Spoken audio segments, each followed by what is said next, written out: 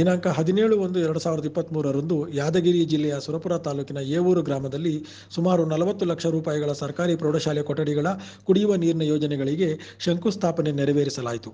ಈ ಕಾರ್ಯಕ್ರಮದಲ್ಲಿ ಸ್ಥಳೀಯ ಶಾಸಕರಾದಂಥ ಶ್ರೀ ಶರಣಬಸಪ್ಪಗೌಡ ದರ್ಶನಾಪುರ ಹಾಗೂ ಊರಿನ ಪ್ರಮುಖ ಗಣ್ಯರು ಭಾಗವಹಿಸಿದ್ದರು.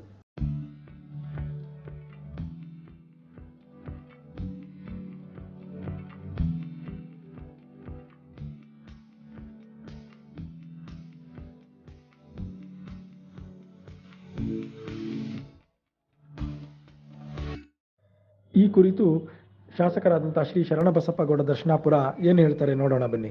ಈ ಭಾಗದ ಎಲ್ಲ ಹಿರಿಯರೇ ಸೇರಿರ್ತಕ್ಕಂಥ ಗ್ರಾಮದ ಎಲ್ಲ ಹಿರಿಯರೇ, ಸುತ್ತಮುತ್ತ ಗ್ರಾಮದಿಂದ ಆಗಮಿಸ್ತಕ್ಕಂಥ ಎಲ್ಲ ಗ್ರಾಮಸ್ಥರೇ, ಯುವಕ ಮಿತ್ರರು, ಇವತ್ತು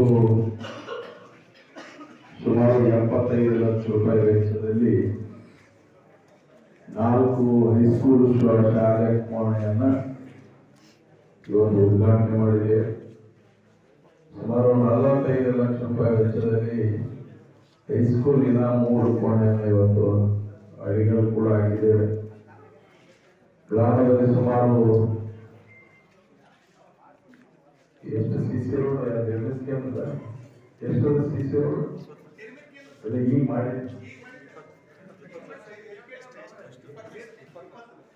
20 ಲಕ್ಷದ ಈಗಾಗಲೇ ಸಿಸಿ ರೋಡ್ ಉದ್ಘಾಟನೆ ಆಗಿರ್ತಕ್ಕಂಥದ್ದು.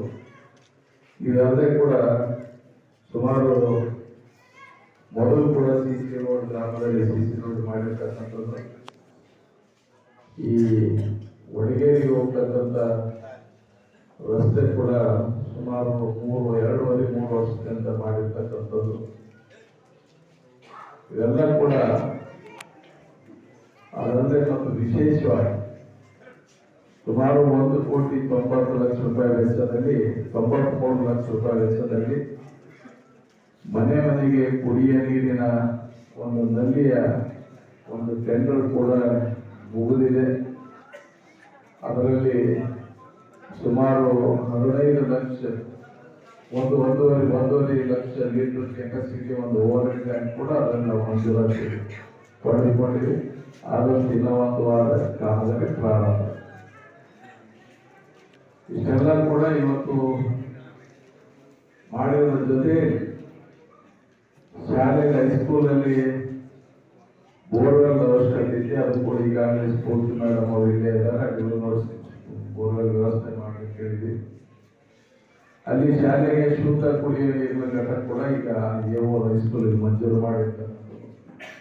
ಪ್ರೈಮರಿ ಸ್ಕೂಲ್ ಮಾಡಿರ್ತಕ್ಕಂಥದ್ದು. ಮೊದಲ ಅಧಿಕಾರಿಗಳ ಸಂದರ್ಭದಲ್ಲಿ ಪಾಲ್ಗೊಳ್ಳಿ ವ್ಯವಸ್ಥೆ ಮಾಡಿರ್ತಕ್ಕಂಥದ್ದು.